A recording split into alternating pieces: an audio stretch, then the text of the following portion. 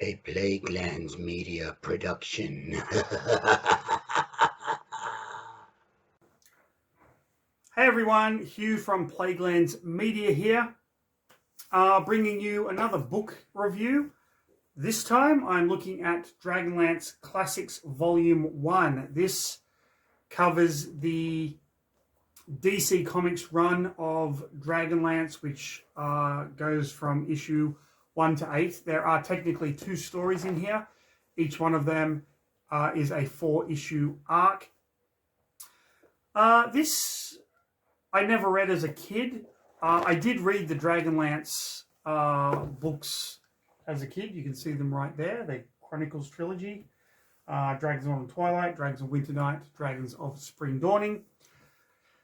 But beyond that, I never really ventured into the comics. It was only much later that I discovered that there were Dragonlance comics and Dungeons and Dragons comics based in Kryn and in the Forgotten Realms as well. So I picked this up, figured I'd have a look. I mean, from the cover, if you know anything about Dragonlance, you immediately know Sturm, Lord Soth, and Kitiara, the Blue Dragon Highlord, or Highlord of the Blue Dragons, I should say. So, yeah, these are just going to be my thoughts on Dragonlance Classics Volume 1. I do have Volume 2 somewhere in the pile, but I'll get to that at a later date. Sit back, relax, and enjoy another episode of...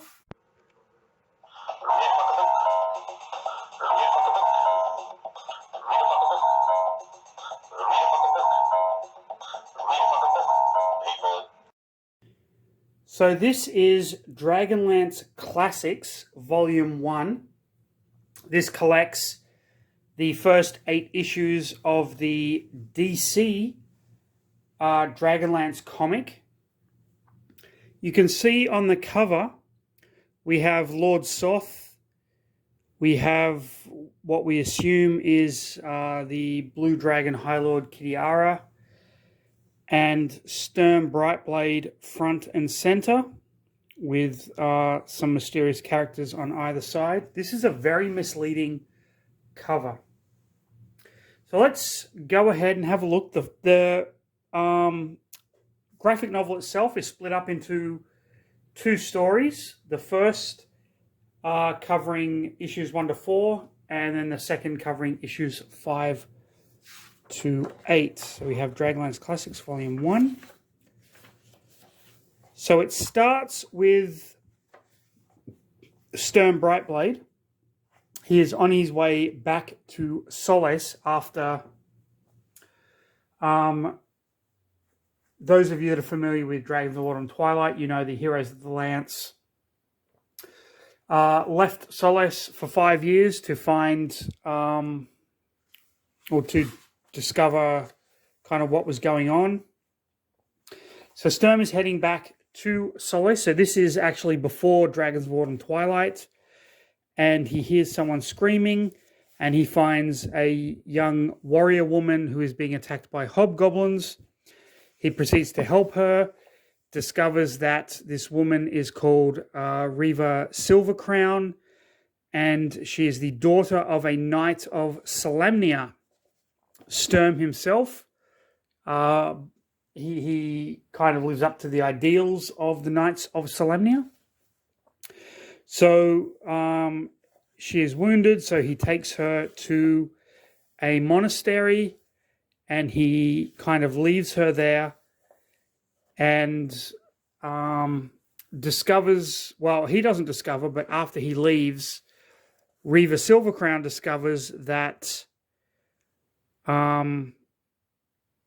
the monk is in fact Sturm's uncle, who renounced the knighthood. We then get Lord Soth and Highlord Kitiara. You later find out in the various novels that Lord Soth is infatuated with her. You find this out primarily in the Legends trilogy, which came after the Chronicles. So we then cut to a town where a young boy's parents are being taken away for speaking out against the Seekers. They say that the old gods are not dead, and this young boy is tripped up by an old man who we find out is Fizben. Sturm's uncle is now a monk of the neutral god Magia. And we find that the monastery comes under attack by Lord Soth and his undead minions. Lord Soth, of course, being a Death Knight. If you want to know more about that, please go and check out my other video on the Dragonlance campaign setting. Okay, we then have Highlord Kitiara bringing her blue dragon, whose name escapes me at the moment.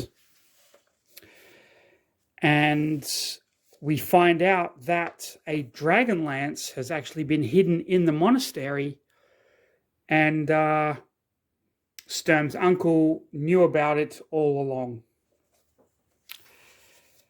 He trains Riva in the use of the Dragonlance.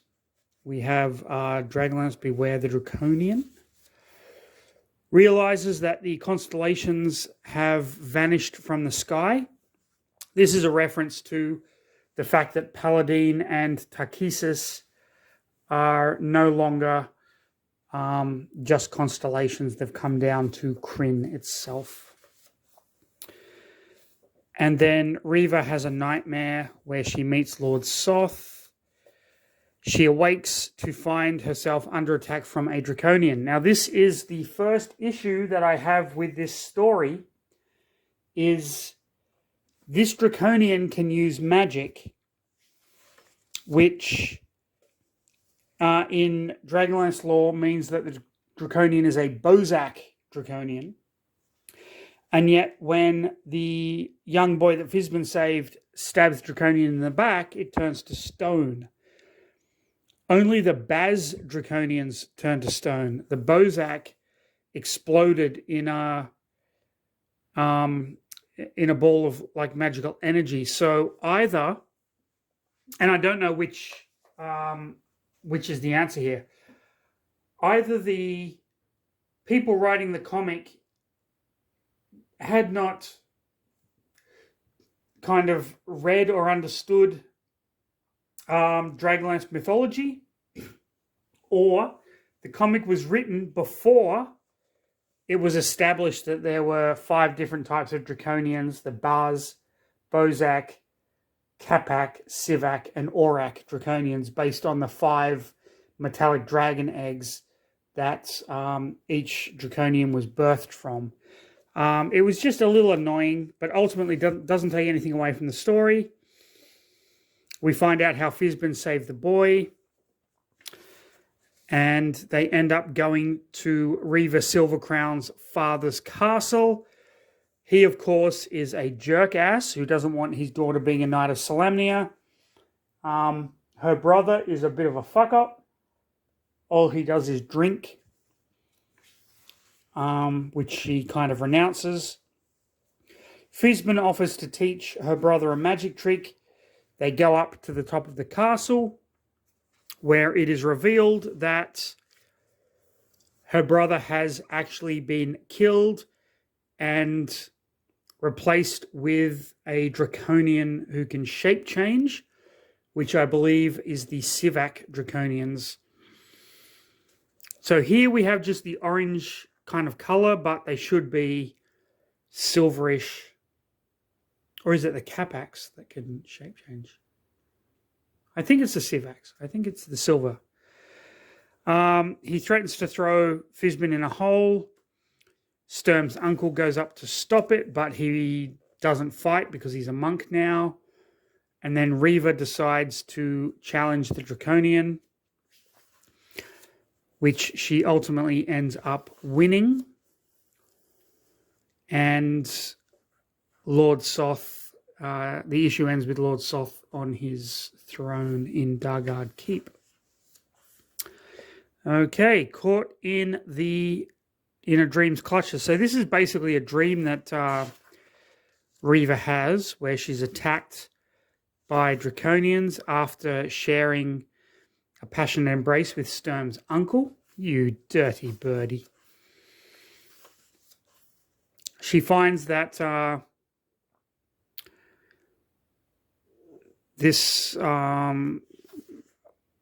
goblin creature is torturing Sturm's uncle for information. We have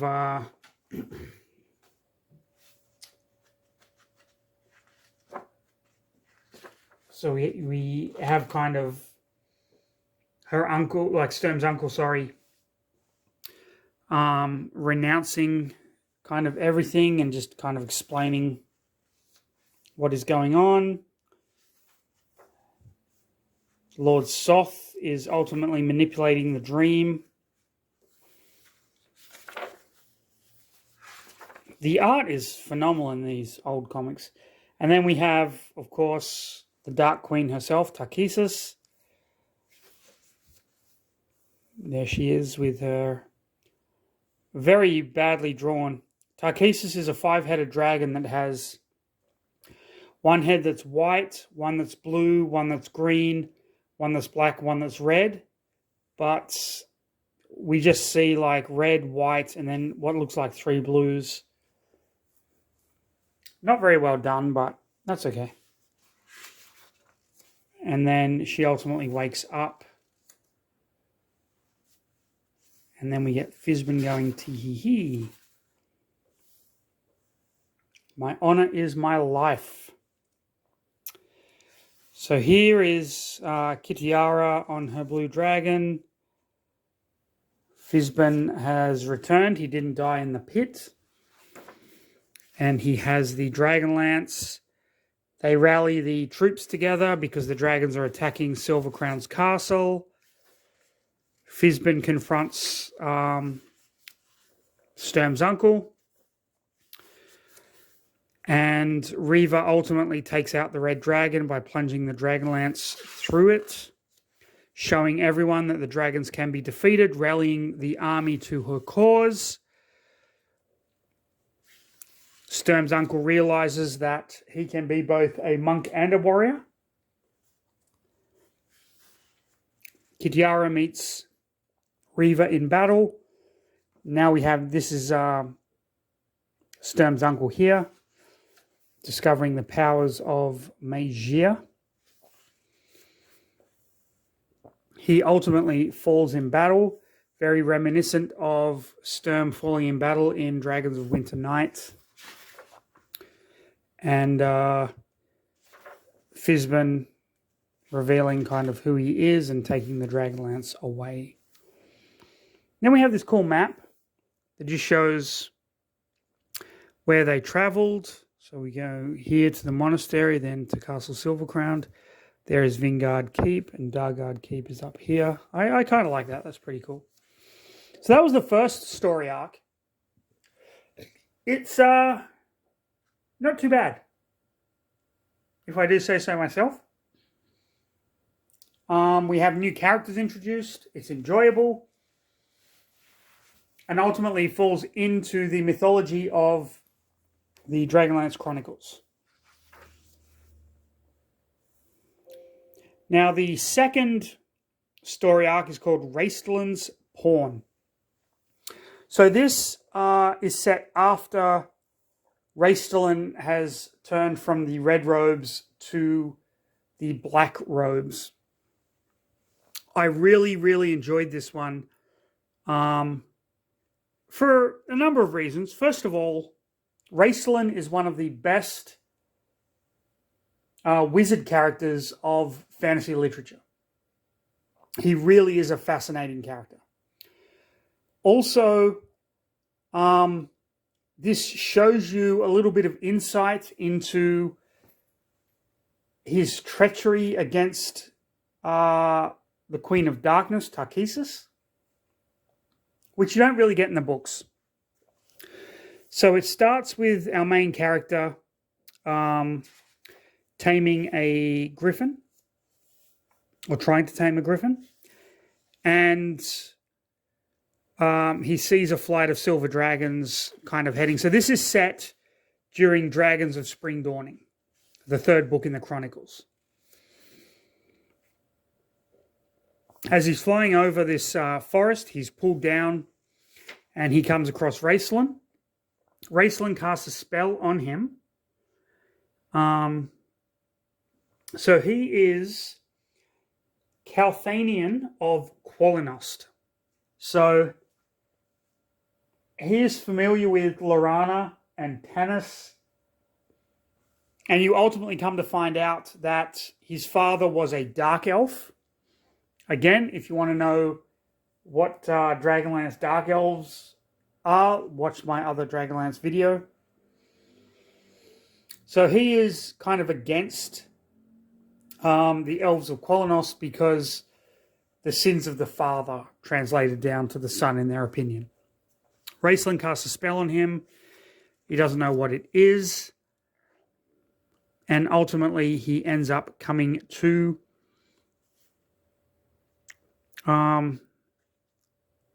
the city, I believe, Palanthus. And he meets a gnome, a tinker gnome, who has made a battle bladder, which is full of water. One thing I really dislike about the Dragonlance gnomes is that they talk really fast. So authors always put all their words together. It's really annoying to try and read. Our main hero kind of stops the bladder from exploding, and ultimately ends up meeting Lorana, who recognizes him. He recognizes her. There is a back and forth between them, which ultimately leads to a miscommunication due to the spell that Raistlin casts, but you kind of get that later. Pardon me. He ends up getting the gnome and fleeing Palanthus. What? I'm making a video. Do you mind? Okay, go to sleep. Sorry about that. That was my cat. So he flees with the gnome. The gnome is testing out his inventions. Pardon me. Comes up with an umbrella, which is kind of funny. And then they meet some river pirates who have killed some people. It turns out the river pirates had killed part of the dragon army. As a way of ingratiating himself with the dragon army, he throws the gnome into the water, saying gnomes can't swim, just as a way to save his friend, of course. And the gnome is rescued by one of the river pirates, while our hero is taken back to the city with the other Dragon Army members. He's very close to Raistlin at this point. Raistlin is in the same city. So what Raistlin has actually done is put the treacherous part of his mind into the elf so that he can lie to the Queen of Darkness without her actually knowing. So they find out when he looks into this magic mirror, it's not him, it's Raistlin's image, and they think he's a wizard. While this is going on, Raistlin summons the green dragon Cyan Bloodbane, who you'll remember, maybe, is the green dragon who took over Sylvanesti after Lorak, the Elven King, tried to use the dragon orb to to summon him, or to basically get rid of him, I should say. And then Cyan Bloodbane turned Sylvanesti into Lorak's nightmare. So Raistlin departs. This guy is kind of in a fight with all of his dragon army. He's rescued by the river pirate woman and his gnome friend. And they flee the city and find his griffin. And they decide to go to Naraka. Now, those of you that know Dragonlance lore know that Naraka is the city where the Queen of Darkness is trying to come through with the help of Berum, the green gemstone man. So we have the Queen of Darkness here talking to Raistlin. Raistlin telling her, I will never lie to you. You have my undying devotion.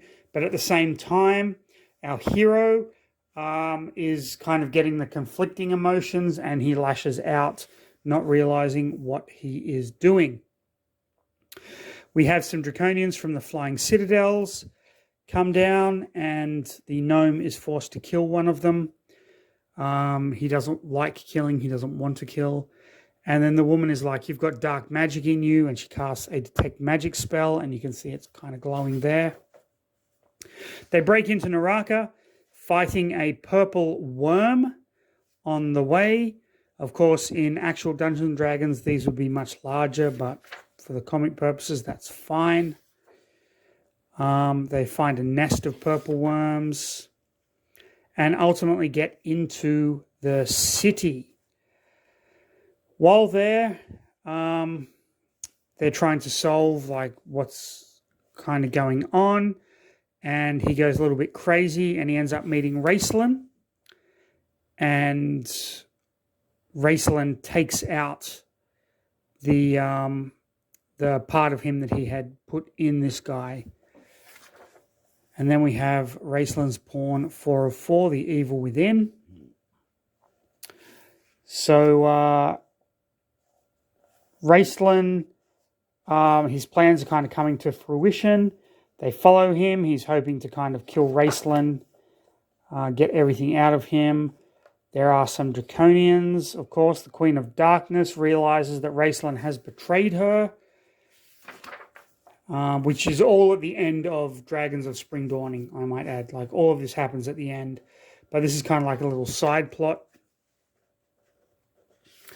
that's going on. And ultimately, Naraka falls, and our hero meets Lorana and Tanis. So Calthanian, Tanis remembers him, and Lorana obviously knows him from earlier, which I think is kind of cool. And they kind of just fly off into the sunset. However, Calthanian goes off to confront Raistlin on Cyan Bloodbane, where they fight and fall. Raistlin manages to cast a Featherfall spell to halt his kind of plummet down. He explains his plan to Caltheon, and here is where we find out. So what's really interesting about this character is apparently his father was a dark elf who murdered his family but let Caltheon live. But you actually find out that he did indeed kill his son and took on his son's features and personality as a way of hiding. So Raistlin has actually brought out the evil that was in this dark elf and made him realize that he himself is the father that he believed. All through the comic, this character believes that his father let him live for a specific reason. In actual fact, he is the father who had murdered the son and out of remorse had taken on his characteristics and features. And it's a really interesting end to this 4-issue story arc for Dragonlance Classics. And not only does it reveal the depth of Raistlin and how intrinsically linked the heroes of the Lance are, especially Raistlin and Tanis and Lorana, but it also shows you how well the world of Dragonlance was created, that they could, that writers can come up with these stories that insert themselves so well into the mythology of the first trilogy of Dragonlance books. Even the the first 4 issues with Riva Silvercrown, where you're introducing Sturm's uncle. Sturm's in it at the very beginning, but then you get this feeling that there is a wider world out there. So these comics, and then we have the view of the Temple of Darkness. Now, as I was saying, these comics provide an absolute treasury of ideas for anyone who wants to run a Dungeons & Dragons game in the Dragonlance setting.